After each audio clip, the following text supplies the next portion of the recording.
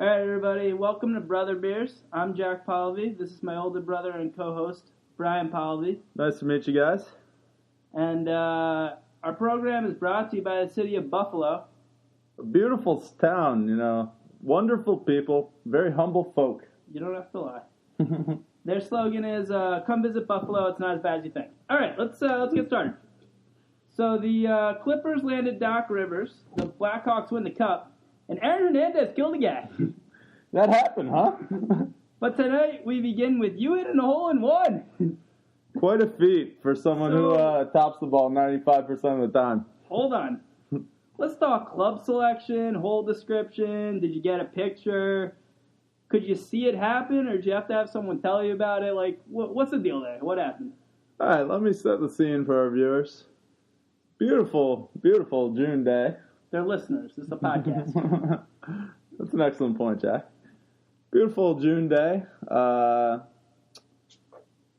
Had partaken in a few too many adult beverages the night before, but that's a given.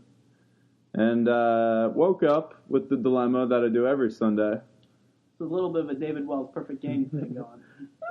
I think that's a great analogy right there, Jack. Have a severe hangover going. Is it worth fighting through, getting to Westchester, and playing that round of golf?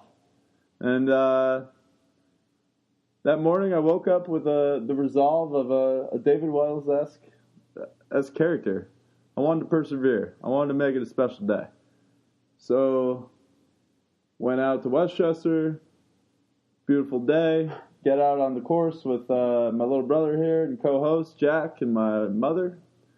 And we got off to a nice start. First 4 holes. Well, hold on. You're going too quick. Let's talk lunch. What did you have for lunch that day? I had a chicken Caesar salad. I wanted to keep it classy after another partying. And tell the story dad style. What does that mean? What does that even mean? Did I mention I'm in Vegas? So, I'm at the casino. Did I mention I'm playing blackjack? So, for viewers who are out there not understanding, our dad told the story of going to Vegas in excruciating detail. Anyway, neither here nor there. We approached the 5th hole, which is a short par 5 over water. Really majestic. Signature hole, I would say. Signature hole for sure. Honestly, Brayburn Country Club, one of its finest. I would say the signature hole. I would make a bolder statement. Okay, the signature hole.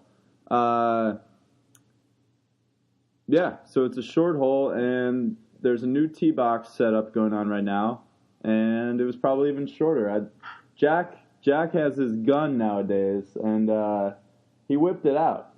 For the listeners who don't know, I have this gun. You point it right at the flag, and it tells you precisely how far away it is. It's an incredible tool. I'd recommend all Unbelievable the technology they have these days, these golfers. Unbelievable. And so Jack points it, and he's like, it's 125.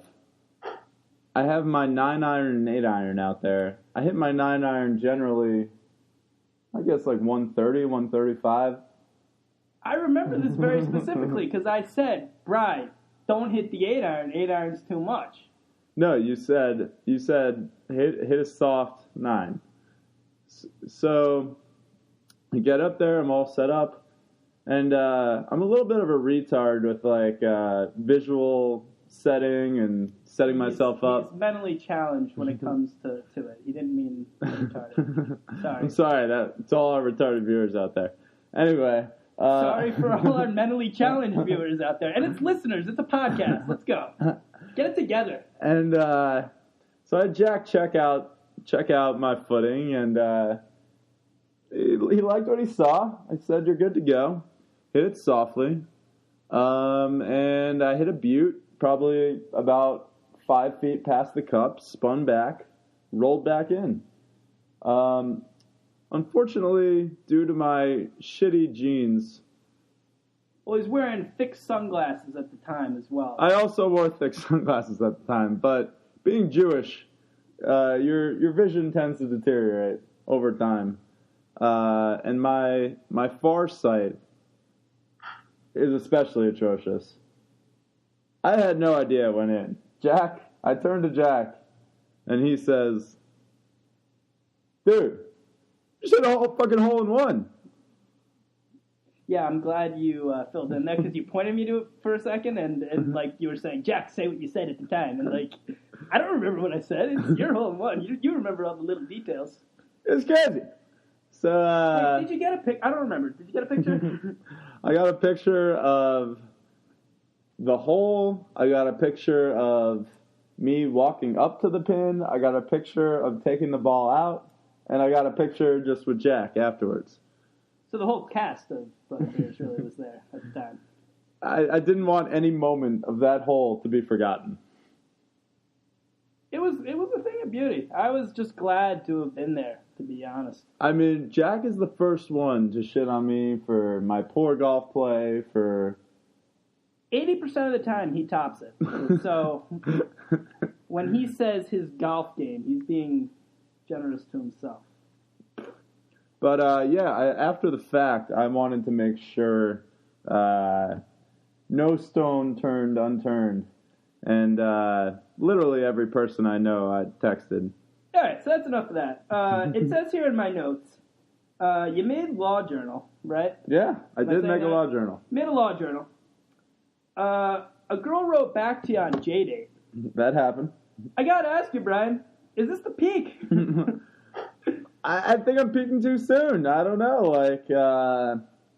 Pretty surprised I didn't win the lottery. When I went to go check my Powerball ticket, I fully expected to win that. Lottery's tough. Lottery's tough these days. A lot of people entering to win that one. The odds aren't much different than hitting a hole in one. So who knows? We're done with the hole in one. We've moved on. We're never done with the hole in one. We're talking about your peak now. No, the hole in one is like people who 3 weeks after New Year's still say, Happy New Year. There is no statute of limitations on the hole in one.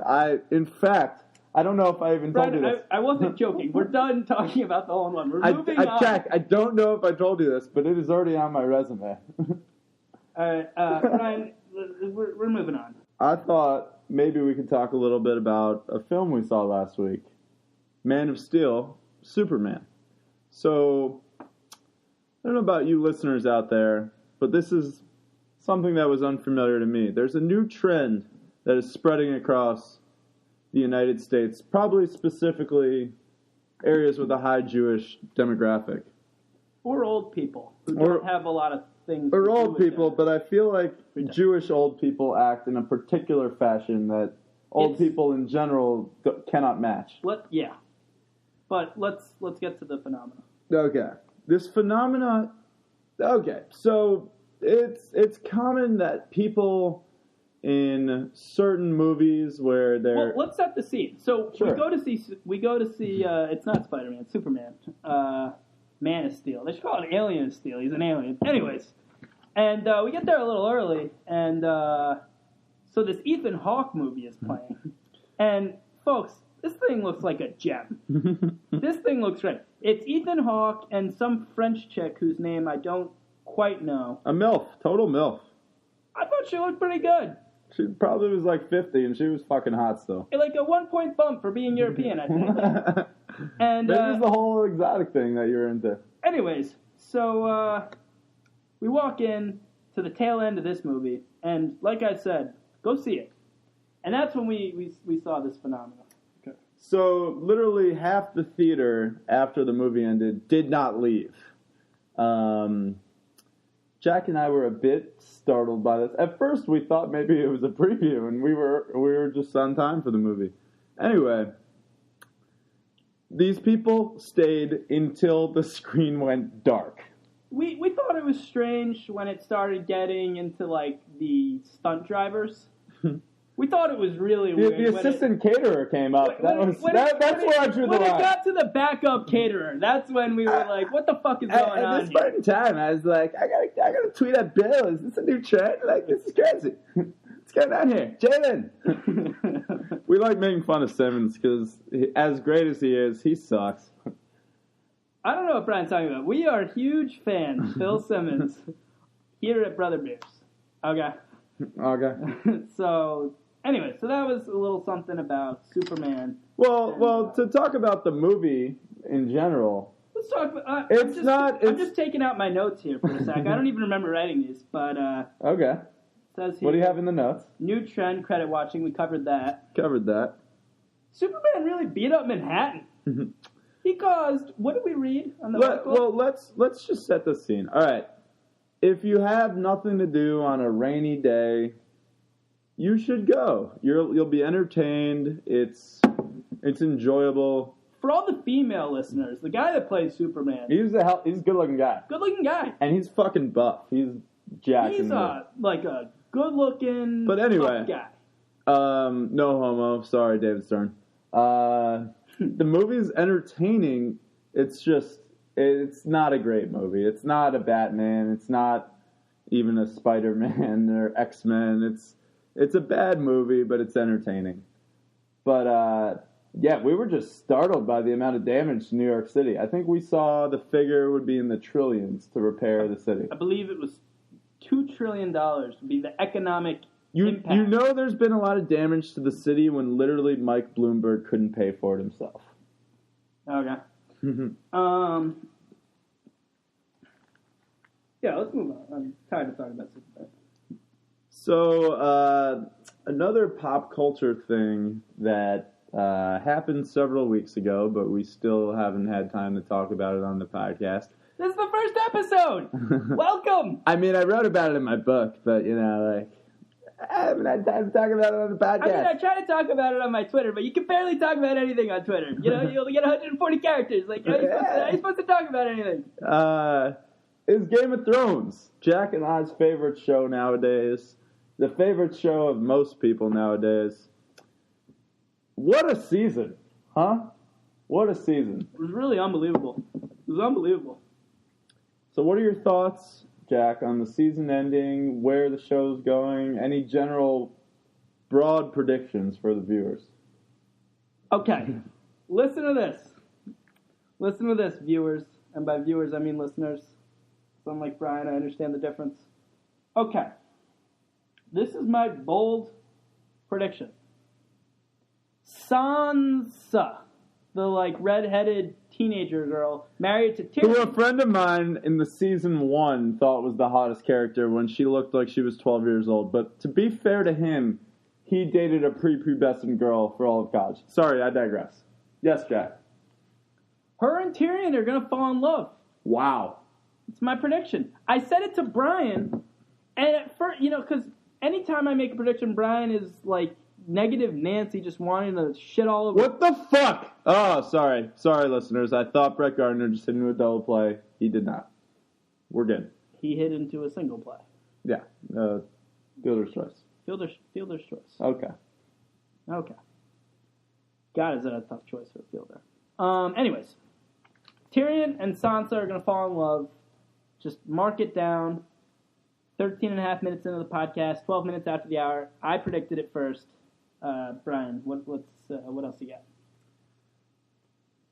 I see. At first, when he predicted it, it was right after they got married, when she was furious with him, and it seemed so far-fetched. It was really bold when I predicted it. Very bold. And then that last episode, she seemed flirtatious with him, and seems like the tide's turned, and Jack maybe nailed it. All right, so I have some questions as we head into the next season. We just had, obviously, the Red Wedding, but I would have to envision... Oh, just disclaimer for all the listeners out there. We are not book readers, and we despise book readers. We're okay with people who are interested in reading the books. We have an issue with the attitude that people who read the books take. I would amend what Brian said only in this fashion. If you read the books, feel free to listen to the show, because we need listeners right now. We're just starting off. We need a lot of listeners. But don't fuck, Brett Gardner just got thrown out. Don't take this pompous attitude that you're better than us because we don't read the books. You're not better than us. We like the fucking television show. We don't feel like spending half of a year reading a 3,000-page book. I don't own a Kindle. Okay. Next topic. Well, not next topic. But okay, so we have the Red Wedding in episode 9. The Royal Wedding has to be coming shortly, don't you think, Jack? What do you mean? Oh, yeah, no. Joffrey. Of course. Joffrey and... it's going to be bigger than Prince Harry. Joffrey and... Prince William. Pig Nose. Prince William. What's her name? What's Pig Nose? Marjorie. Marjorie's You don't think she's attractive? I think she's very attractive. Oh, okay. I'm very into her. Anyway. Listeners, I think Marjorie's very attractive. I just think she has like a weird nose thing going on. They even like acknowledged it in the show. They were like, oh, when she was a kid, people made fun of her for being a pig. Anyways, you would bang her in a second. Right. That's a good one. So we envision that they will be married shortly. And since this is some mythical land where they abide by no sex before marriage, well, some characters, not Tyrion. When do you envision Marjorie and Joffrey will have sexual intercourse, Jack? I don't know that Joffrey is like sexually attracted to females. He's not gay. You think he's just asexual? I think he might be asexual, even though in general I don't believe in the concept of being asexual. I think that that's a fancy way of saying that the person's gay. But in Joffrey's case, I think I do believe in it. I don't think that he is sexually attracted to Marjorie or any other woman. I disagree with you. I just call it kinky. I think it's kinkiness and not asexual. I think he just gets off to like rape and torture. And I don't think normal sex cuts it for him. Who hit that, by the way? I haven't really been paying attention. Did the Yankees just win the game? We got so caught up in episode 1 of Brother 4. Bears. It's 15 minutes after the hour, by the way. Oh, Ichiro just hit a walk-off home run. How about it? 17 minutes into the podcast. 16 minutes after the hour. Ichiro hit a walk-off home run. That's lovely. I don't think he's done that since he played in Japan. But anyways, let's move on. He's a heck of a player, though. Blatantly false, by the way, listeners. I just made that up. It's probably not true. I do that all the time. Look at this interpreter situation they have going on here. Okay, for listeners who don't know, sorry, Ichiro he's been in the major leagues for like 15 years. 15 years. He speaks perfect English. He still is a fucking translator. I love it. I think translators should be banned. I've had enough of translators. No, see, if I was playing baseball in Japan, I would absolutely have a translator. What would Rush Limbaugh say about translators? I don't know. Ask Preston. Preston listens to Rush Limbaugh. So anyway, I don't think he's asexual. I think he's quirky. I think You said kinky. Kinky and quirky. If they do have sex, because I think we have to agree, he's like contractually obligated to Tywin to have babies. There's kinky, and then there's killing the person you're having sex with a crossbow. There's like a very big difference, and Joffrey's the latter. What fucked up shit do you envision he will do to Marjorie the first time they have sex?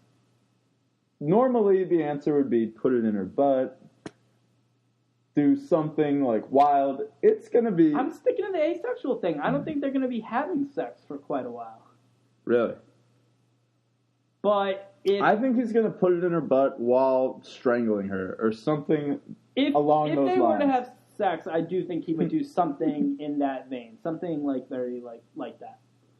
Maybe stabbing her while he's doing her in the butt. Could that happen? Yeah. Okay. Jack, I have another Thrones question for you. Something that I've been having trouble wrapping my head around. 2 things that are related. First of all, how is it physically possible to climb up a wall that is literally taller than Mount Everest, which Jon Snow did? Second of all, in a few episodes later, his dog, or direwolf, is over the wall. How the fuck did that dog get over the wall? He didn't climb up there. Anybody got time for that? Okay, first of all... What do you say on folks, you're listening to Brothers Beer, episode 1. It's 18 minutes after the hour. I never understood your thing with the wolf. You brought this up to me at the time. I didn't understand it then. I don't really understand it now. I don't watch the episodes that carefully. I'm usually about 5 or 6 beers deep by the end. Thrones. What was the other thing? Oh, the wall. Yeah. Okay. This is maybe the most berserk thing that has been on Thrones, and there was a kid controlling wolves with his mind. So yes, there's been a lot of like pretty ridiculous things. And there's dragons, and they have no sophisticated rope zombies. system. They don't even have like metal clips. Like they're just like using like a pulley. Like I'm guessing they were like Eagle Scouts as kids. Like they know a lot about knots. Like there's absolutely no way they climb that wall. Isn't it made of ice? Like it's all ice. It's all ice. Which I have a ski bum friend who lives in Utah, and he thinks it is possible. Is this Fabby? This was Billy. Billy. He thinks it is possible to climb up the wall because it is entirely ice. You could just get those special shoes and ice pick. And... They had the shoes. I saw they had the shoes. Right. Because his girlfriend gave him the shoes to put onto his... Yes, some girlfriend. Okay, so I guess we know this is a question that will remain unsolved for generations. Jack, I'd like to do something quickly, and then we'll move on from Thrones. I'd like to make a top 5 hottest girls on the show power rankings. Now, this is a pretty hard topic. There are a lot of smoke shows on the show. Can we agree that Khaleesi's number 1? Well, that's up for debate. And also, I'm willing to include dead people. I can't think of any hot girls that have died, but they're fair game. Okay, I like it. Okay, so you say Khaleesi number 1. I say Khaleesi number 1. That's gotta be a thing. How about we do a draft? You know who I liked? How about we do a draft? You know who I liked that was... No, we're going to do a draft. So you get Khaleesi. We're making a team of 3 each. How about that? That's okay. Fine. Canadian basketball. Jack gets Khaleesi. Brian, with my first pick in the draft, I'm going to take Marjorie. See, Marjorie's going to be my next pick. I'm going to go with a sleeper that you would never pick.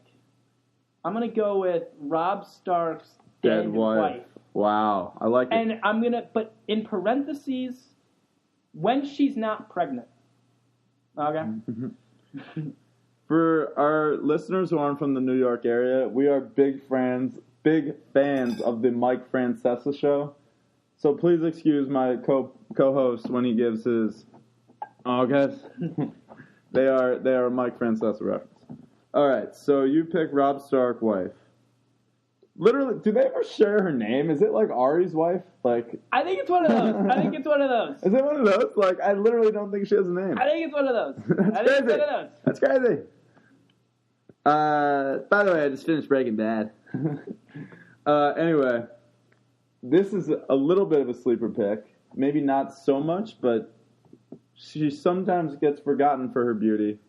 I want to remind all the listeners, she was nude in a hit movie, but has frustratingly not been nude yet in the show. And this, of course, is Lady Cersei, with my second pick.